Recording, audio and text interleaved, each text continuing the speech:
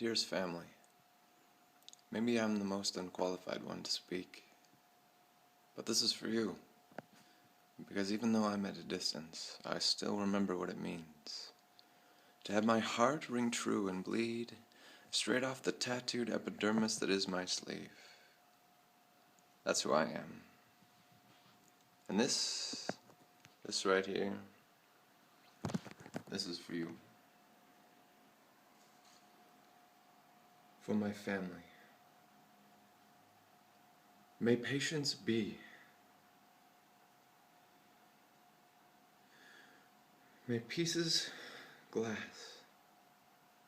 And I'm not talking about the pieces of your broken heart as you try and find the algorithms of how sin and the society and the overwhelming lack of dignity has torn it apart.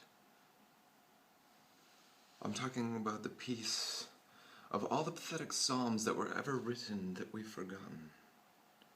And the only reason I describe them as the P word is because they're not written in our hearts, and they're not reflected in our actions, the everyday transactions that we give unto one another. And so here it is. Hallowed are the days of our purpose-driven conviction. 40 days in a 7 Oaks ship. Do you remember? The sturdy as in our faith-allied family. This is an alliance built on hope so that we no longer can dread not as we go into the ocean swells, the battlefields of untimely peer judgment, and the pressure of sharing our joy as we enter into the reflection of God's everlasting surfaces. This is us on earth, how we live. So hallowed be heaven's peacefulness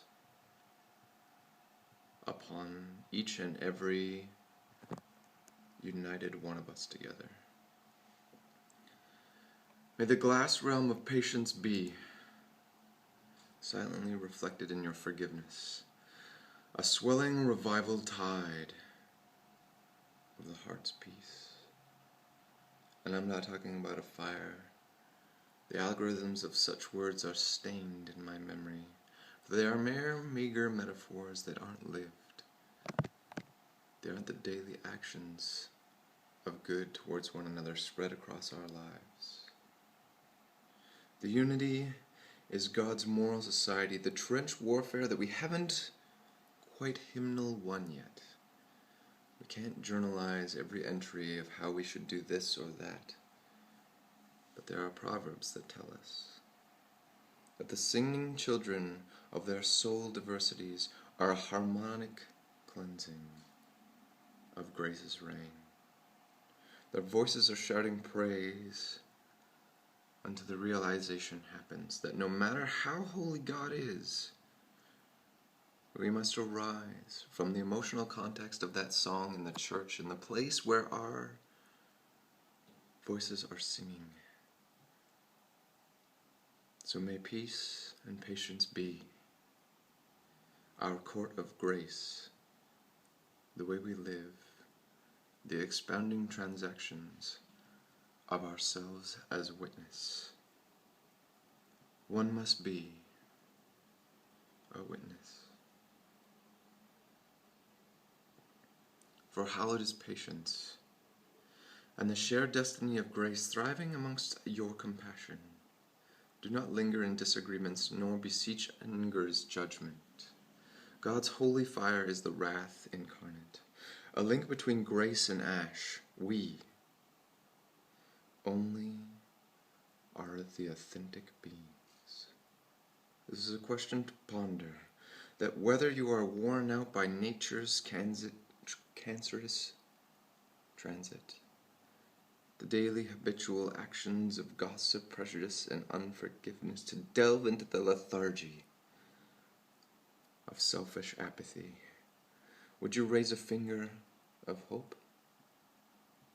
In any to every single moment of your faith and holy bone-united lives, the exoskeleton of your own genesis is that you would find time to do so.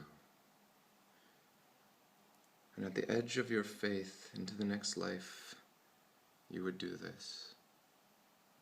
Let your joy not be decaffeinated like sour coffee with no strength. Move with the assurance of grace and a single belief that is your conviction, and do not quarrel in meager disagreements, because it is not what you say with your mouth that is, I believe this or that, or this is my faith and this is how I show you it. I don't care what you believe. I care. I care how you live it. So Seven Oaks family, this is for you. From a meager poet, a psalmist, unqualified to speak, whose mere transactions in this world are every moment I write and live to share hope that is the inspiration destiny of everyone's existence. Do not be tempted by austerity's epidermis false convictions.